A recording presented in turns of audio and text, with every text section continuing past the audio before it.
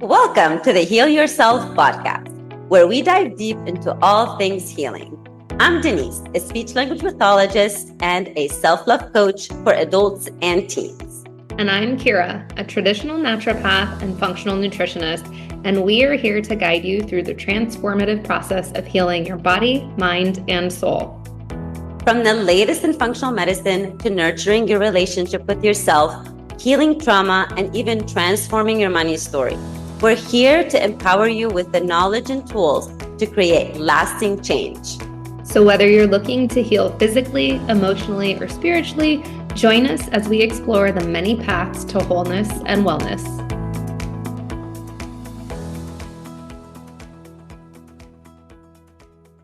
Hello, everyone. Welcome back to another episode of Heal Yourself podcast. I'm Kira, and today I am joined by special guest Brigette Sobis. I'm going to introduce her and then welcome her on. So Brigette is a dynamic coach and consultant dedicated to empowering individuals to build thriving businesses and lead fulfilling lives. With a background in business transformation, she's known for revitalizing struggling ventures and guiding them to remarkable success. Brigette's expertise lies in coaching individuals to step into leadership roles with confidence, fostering power, joy, and prosperity. And as a seasoned practitioner and trainer, she holds certifications as a master NLP coach, master practitioner of timeline therapy, and master hypnosis practitioner. So I'm excited to talk about all these modalities. So Brigette, welcome. I'm so glad to be here with you today. Yeah. I always start with the same question at this point. Tell us how you got into this. Like, give us a little bit of your background. Yeah. So how I got into this was how I even became an entrepreneur was my first and foremost, I was a master certified hair colorist. Love it. And I was working in a pretty dysfunctional salon, making a six-figure income. And I'd worked for many different kind of businesses at that point. And I thought, if this person can own a salon, there's no reason why I can't. And then the opportunity presented itself. I bought the salon. I became the hot mess because I didn't know how to run a salon, and I lost my six-figure paycheck. And gratefully, I was like crying all the time. I was so highly emotional. And someone introduced me to my first coaching consultant, which that was back in 2005. And coaching wasn't even really a popular thing back then. And I remember I had zero money in the bank. And I hired this company, and it was like $1,800 like a month for coaching consulting back in 2005.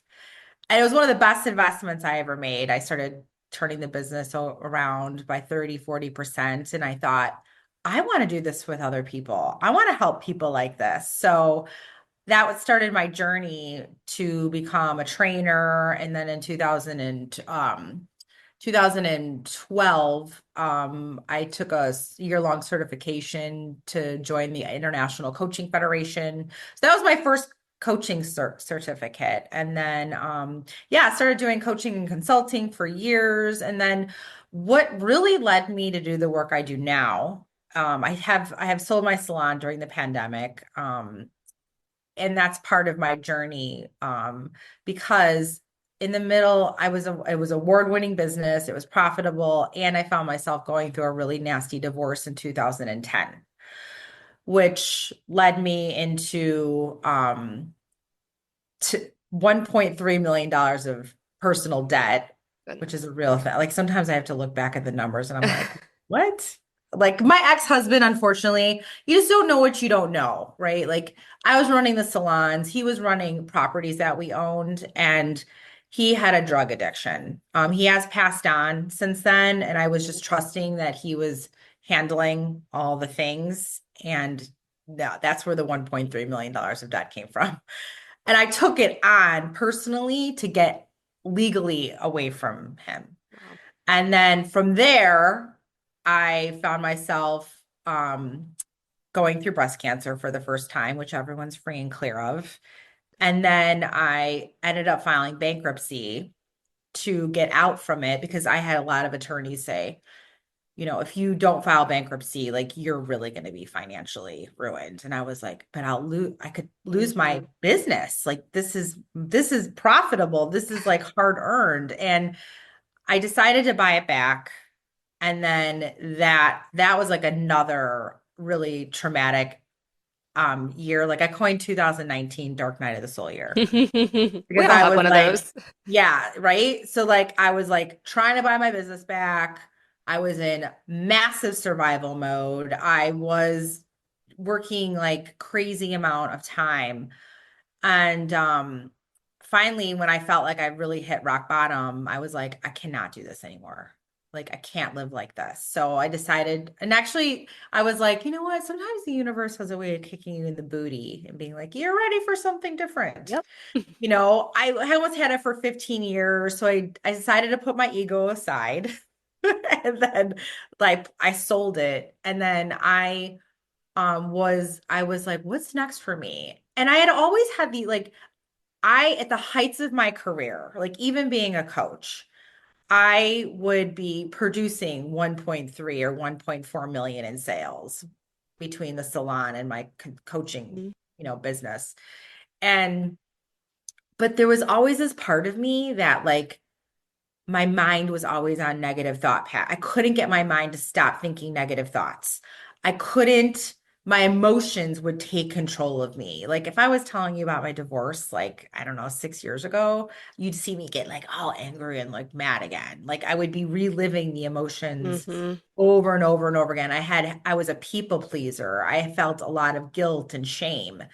And then so I sold the salon, put the ego aside, and I started going into therapy and getting a coach again. And then I had always heard about NLP and I didn't know what it really was. I just had a mentor that would say, and I'm a master of NLP. And you're I like, was that's like, great. I don't know what that means, but you're amazing. And I was always looking up to her. And I was always like, I want to be like Kathy when I grow up. And I found a course that trained NLP, and they also said you're going to learn timeline therapy and hypnosis. So back then, like 4 years ago, I was like, hypnosis? That sounds really weird. And I'm like, in timeline therapy, I have no idea what that is. But I just trusted my instinct and I took the course. And I was halfway through the program and I was like, am I not upset at that anymore? Am I Mm. not mad? Do I not believe this anymore? I had so much peace of mind that I've never experienced before.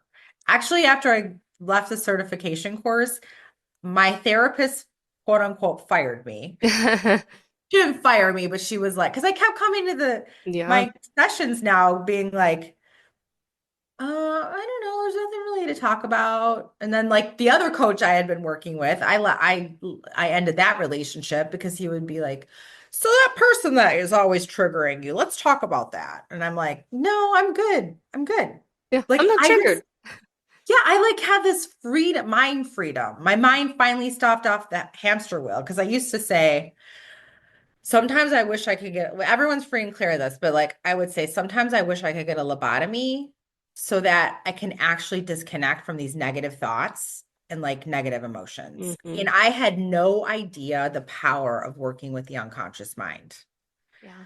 So I then did a deep dive. I mean, I had the biggest quantum leap I ever had in my life. I literally took that certification, got my master's, got board certified, and then I launched Power and Joy Coaching Academy, which I haven't had my 3-year anniversary in October. So Love it. that's a little snippet of the story. Yeah. Not really Well, good. and I feel like the aha for many is going to come from, oh my gosh, that's me. I get in the negative spiral, the victim mentality, the emotional mess where I don't know how to get myself out of this. And Yeah. goodness knows that's what leads to health issues. I mean, we talk about it all the time on the podcast. These things come up, people pleasing, perfectionism, all those Yes. fun things. Um, I think most of our listeners know what hypnosis is just because of me. And I Yeah. know what the other two are, but I would love for you to expand upon them. What's NLP? How can it help someone? And then same thing with timeline therapy. Yeah, so NLP, I mean NLP is a lot of different modalities, but ultimately it's studying excellence and it's actually modeling excellence and it's all about language. and how you're using language, not only in communication skills and how you're being more in control of your state versus your state being in control of you. So it's very like it's a lot of unconscious work and some conscious work too. Mhm. And timeline therapy is it's I would say it's a hybrid of NLP and hypnosis work. It works, it could be very fast technique that helps people release anger, sadness, fear, hurt, guilt at the unconscious level. And they're pretty like once I get my clients going on it, like I can do the technique within like, I don't know, sometimes 5 to 15 minutes. And then I'll be like, so like I'll be like, before they go in, I'm like, so um have you ever thought, can you think about an event in the past where you used to be able to feel anger? And they'll be like, oh yeah, last I got a week. few of those. And I'm like, yeah, exactly. Like, oh my gosh, I can go back 10 years ago. And then after I take them through the process, I'm like, all right, so how do you feel about that anger now? And they're like, I mean, I knew it was there, but like, I don't feel it at all anymore. It's wild. Yeah, it's wild. So that's a really, and then it also supports with releasing negative decisions like I'm unworthy, I'm unlovable, I don't deserve it, I'm fear of success and things like that. And then I do also, I've even like since that, since 3, 4 years ago, I've added certifications in trauma and PSTD. Mhm. So then I even take those techniques even deeper and do Yeah. like trauma releases, support people on releasing anything that's getting in their way with PTSD. And then one more thing I'd like to share about with even Yeah. NLP with because like it's so like language is so powerful. I was actually even like talking to my 12-year-old nephew last night about it, about how to like have his own language. Cause I was teaching him, I'm like, okay, so you've heard of the unconscious mind, and he has. And I said the unconscious mind doesn't process a direct negative. So if I say to you, do not think about a purple pig, You're gonna be do thinking not about a think purple about a fruit pig. tree. I was like, did you think about any of those? And he's like, yeah. I'm like, okay, so consider when you're thinking about all the things you don't want to happen, you're still attracting that. Mhm. So it's shifting to focus on what you want Yeah. instead. And it sounds so easy, and it's so fascinating to me when I'm talking to people how they talk so much and like I don't want this, I don't want that, don't want blah blah blah blah blah blah blah. And then it's like really retraining them to be so consciously aware how they're talking to Yeah. themselves and out loud. And I'm same with my clients on a physical healing journey. And we talk about subconscious, unconscious. Will you explain that a little bit for those that are like, oh, I don't understand what the unconscious is? How do you know what the unconscious is even doing? Because it's unconscious. Hilarious. I know, right? Well, here's the thing. You know, we have like an unconscious, well, I mean, you can go into different layers. Like there's the conscious, subconscious, unconscious, and then there's a higher consciousness, people that get into spirituality, which I believe. And so ultimately, your unconscious mind runs at about 95 to 97% of decision making behaviors, and people are just even unaware of it. Like most Mhm. people are just on autopilot. And a lot of times, what's happening is people are constantly self-sabotaging themselves because the unconscious mind is where like the emotion, it's the domain of the emotions, and it's the domain of the, unfortunately, positive belief systems and then negative ones. And then when the negative ones are really deep, and the negative ones and the positive ones were most likely formed during the ages of like 0 to 7 and possibly in the womb, because people's unconscious minds are like little uncritical little sponges Mm. gathering up the good, bad, and the ugly around them.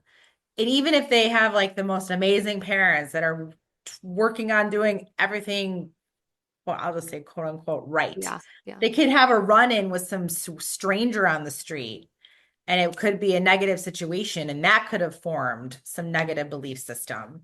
So, I mean, even if we go back to like primitive days, like how the primitive mind works, the unconscious mind is designed to protect you, even though it's weirdly Yeah. not protecting you, it's sabotaging you. Yeah. Yeah. So when your conscious and your unconscious are incongruent with each other, that's where, again, a lot of the self-sabotaging comes in. I love to use the analogy of an elephant. Like if you think about an elephant, that's your unconscious. And then if you're sitting on top of your elephant, your conscious mind. And if you're sitting on your elephant, you're like, I'm going to go start a business and make $500,000. And elephant is like, oh, hell no, you're not. What if you fail? What if people judge you? What if you lose all your money? Like we can go on a, Yeah. Yeah. like a, but, and then your elephant kicks you off. So what I love to do is I love to work with people to retrain the elephant. So the elephant is like, I know I'm like releasing all that stuff that no longer serves people. So now the elephant's like, if someone's like, I'm going to go start a business and make $500,000. The elephant's like, yeah, we are. We deserve this. We have all the knowledge to do this. We're flexible. We can learn and grow and, all the things. So then now you have your conscious and unconscious congruent with each other, and they're actually going in the same direction Yeah. now. Which is so important. And I feel like that's where a lot of self-sabotage comes in around health too. Yes. People dealing with chronic health issues. So, how does the unconscious, subconscious mind impact our physical healing? Oh my God. I mean, I first and foremost, I mean, I 100% know I could speak from experience on Yep. this one because, I didn't have, and everyone's free and clear of this. I'm very mindful of installing things in people's minds. I personally had breast cancer, not once, twice. Oh my goodness. And my personal belief system is, and I follow people like Deepak Chopra and Louise Hay, and I just want to say I'm not a doctor. So I always tell people to, do their own research. And it just was really, I feel like from two traumatic events, first one being my divorce, Hmm. and then the second one, filing bankruptcy and trying to buy my own business back from Dark Night of the Soul year. So it was even just weird how file divorce, it was almost like 2.5 years later. Like I was training for a marathon the first time I got it. And I was feeling really great. And I was like, I got called back from a mammogram and I was like, are you kidding me? Like, I'm training for a marathon. How could I possibly have this? And then did all my healing work, all the things. And then, now it's 2019, Dark Night of the Soul year. I come out of that, sell my business, reinvent my life, have these quantum leaps. And I'm like, oh my gosh, I love my life. I love my business. I'm so excited. I literally walk into 2022, which is 2.5 years later, got a re-diagnosis. And I was like, duh. I'm like, are you kidding me? It's just weird how the timing was. And like, but I will tell you this though, because of the work that I do now, I did have the most emotionally healthy year I ever had in 2022 while navigating through surgery, radiation, chemotherapy. I actually I just launched Power and Joy Coaching Academy. So it was like I was like left to my own devices generating revenue and income and sales. And I still had over a 6-figure year and I worked 50% less of the time. So I'm a huge, and this is another reason why I decided to get my certifications in trauma and PSTD so I could support people on releasing that stuff because I'm I'm a firm believer of the mind, body, and soul connection. And unfortunately, this is why I'm like, everyone start working on your mental health now. The more you work on your mental health now, that's going to serve you in your body and your cellular system down the line. I don't think people need to wait to have some like dark night of the soul or traumatic experience to work on their mental health. Like, please, by all means, like do it before, Yeah, you're preaching to right? the choir over here because, yeah, I mean, I tell people symptoms don't just come on. They don't just happen. The body doesn't decide one day, you know what, I think I'm not going to function properly. We're doing something. And it a lot of times starts in the mind with our emotions, with something traumatic. And yes, it creates a ripple effect. I'm not saying, hey, just clean up those emotions and everything's going to go away. No, then you have Yeah, to take care of what deficiencies have come about. How has this impacted my gut? Am I absorbing things? And, there's a nice little ripple effect that happens. yeah, But yeah, we can't wait. I tell people by the time symptoms come on, it I'm not going to say too late, right? It's never too late, yeah, yeah, yeah. but you're past that point of like, oh shoot, now I have to like try to backtrack and we can't. And a lot of times we ignore those initial symptoms, right? They present as little whispers of like, oh gosh, I'm getting, a headache 3 times a month, but it's fine. It's not that big of a deal. And then they Yeah. get louder and louder and louder. And then they're screaming at you. And it's like, oh crap. Well, yeah, I had all these events happen and I don't know how to slow down and I have no boundaries. Was I supposed to do something with that? Mhm. Yeah. Yeah. Every day. Be working on that every day. Yeah. So I'm an advocate, like, and I love statistics. So I'm always like reading statistics and like looking them up. And, it's like, on the entrepreneur level, like how many entrepreneurs, it's 81% of entrepreneurs suffer silently. Mm, Like and I did it myself. Like I was the queen of looking amazing. yeah. Everyone thought I like had it all together and like was always on vacation or always doing something. And like I was literally, yeah, I would have fun, don't get me wrong, but like I would literally like my anxiety, well, I hate to I keep reframing myself. Somebody actually pointed it out to me. They're like, it's not my. And I Yeah. so delete Yeah. that. So I keep catching myself. So I do this work in real time. Yes. So And we it's like should I be. live by it, right? So that was just me catching myself right there. So delete the um the anxiety used to be like on a scale of 1 to 100, it was like 150. Mm, That's how, and it was weird because I literally had to retrain my nervous system yeah. how to let it go and get out of that like flight or fight mode. So it was like I think like reflecting back then, like I was literally, and a lot of people are like this and they don't realize it, addicted to the negative emotion. Yeah. And then when I was like off of it, I was like, oh, this is weird. Yeah. Wait, how do I feel? This is so weird. Like I had to get used to the feeling of feeling like light and relaxed, you know? And So people get addicted to the stress, which sounds really funny. When I've talked about this, that was me, like not knowing how to slow down because it's like as soon as I did, it's like, well, what do I do? Now I'm getting tired. Like if I stayed busy, my energy stayed up. And I mean, hello, cortisol issues, but yeah, yeah. women especially, but entrepreneurs too. Like that's a Hmm. whole beast on its own. Yeah. I mean, we can, I mean, again, people that are not entrepreneurs, they have their own stress and all Hmm. the things. And if you're a stay-at-home mom or you're working in corporate or whatever you're doing in life, it's just unfortunately do you listen to Joe Dispenza? You do.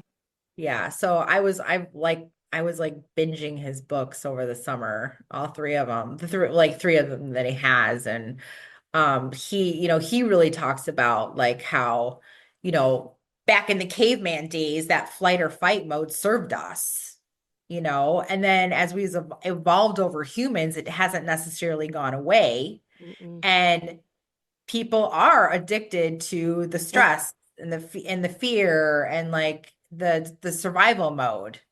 And all there is to do, really, I mean, it sounds easier said than done. And I think it can be super easy, but commit to, working with your unconscious mind, reprogramming your mind, releasing cellularly, mentally, physically, emotionally, those limiting decisions and those negative emotions that no longer serve you, because I believe that those negative emotions can get harbored in your cellular system. They do, creating issues in the tissues. Yeah. Yeah. So loaded question. I ask these pretty much on every episode too. Yeah. But how does someone get started with retraining? Like, is there something they can do in this moment to start retraining? I like to go to, like, the easiest thing that I like to say, even when I'm, doing my own intro trainings with people, is like even starting breath work, Mm. doing that somatic breath work. My go-tos are doing alternate nostril breathing, where you're breathing in, you close one nostril, you take a deep breath in, close that side, breathe out, breathe in, then keep alternating Mhm. for at least 90 seconds. I had a client of mine that she was getting ready to do a presentation, and she was like texting me and saying, "Oh my gosh, I'm really worried and stressed out." And I was like, "All right, pull your car over. Let's get on the phone." And she did. And I had told her to do that exact practice. And she messaged me after the presentation was over. She goes, "Oh my gosh, I can't even believe how centered and grounded I Mhm. felt."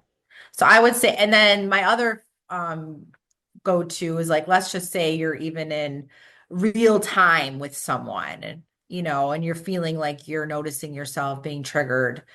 I would do the box breathing, because I mean, I think, like, doing the, like, all of a sudden you're breaking out People are like, what are you your doing? nostrils, like, they're like, what are you doing? So for to be like, like less conspicuous, like, you can just do box breathing, and then that's like slowly breathing in for the count of four, holding for the count of four, releasing for the count of four, holding for the count of four, yeah, do that at least 4 times. Just, you could probably easily do that, like, with no one really noticing what you're doing. Yeah. Just kind of, and pausing. There's so much power in the pause. So when you practice pausing, you're going to actually start retraining your brain to do those automatics. The automatic crying, the automatic wanting to yell, the automatic, if that's, someone's Mhm. go-to. The automatic, my automatics used to be like, I'd either start crying, I'd scream at you, or I would, like, run away, be like, "Hey, you have to come. I gotta go."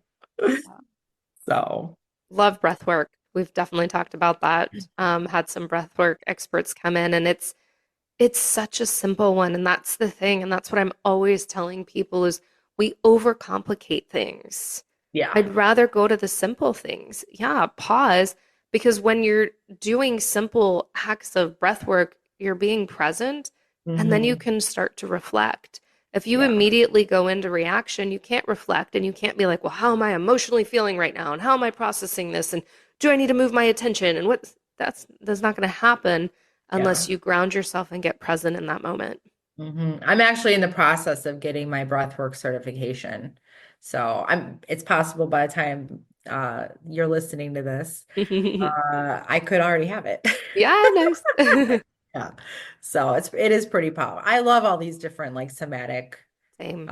modalities. Like, if you add, like, even I love doing meditation work with my clients, like somatic meditation and visualization work.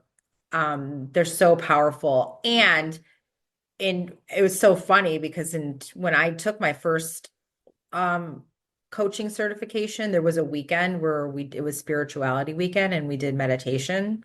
At that back then, I was like, all I kept thinking to myself was, when is this going to be over? Is it be over?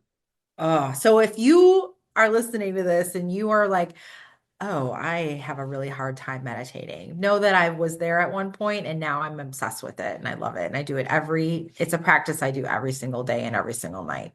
Same. It used to be a big challenge for me. I mean, hypnosis, meditation, breath work, any of it was a challenge. And now it's like, I crave it. I can't wait to do it. Yeah.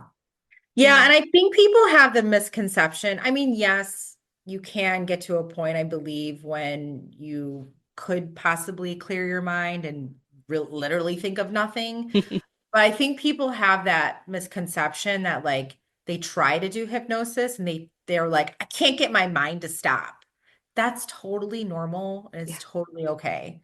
And it's It a is all it, practice. yeah, and it's a practice and a process. So all you got to do is it's just I say it's just like if your mind wanders, you just got to bring it back and that's it. That's why I do love to start with people is doing the more visualization meditations because then they do go into Hmm. trance. They go deep inside themselves and they're like getting connected to their inner self and then getting learnings while they're in that meditation and going through like the Yeah. visual processes. Awesome. Well, if people want to find you, where do they go? I'll probably say the easiest way would be on LinkedIn Okay. or Facebook. Awesome. Yeah, LinkedIn or Facebook. I have a professional and personal, but personal is always welcome because you know, talk professional on there. I don't Yeah. really, no, I mean, yes, sometimes I'll show my dog. She's super cute, but those are probably the two easiest ways I would probably say. And then all my resources, and if you want to text me, my phone number's there or email, I'm pretty easy to get a hold of, I believe. I think all those spammers out there. Oh, goodness. Yeah. If the spammers can get a hold of me, I think anyone can. Yeah, right. Right. Well, I will have everything in the show notes, so you guys check that. As always, thanks for listening. Thanks for being a guest, Bridget. So nice No, my having you pleasure. on. Yeah. Yeah, and you guys, we will see you on the next episode. But first, if there's any topics you want to hear about, please leave us a message on Instagram, leave us a review, and share with a friend who needs this information.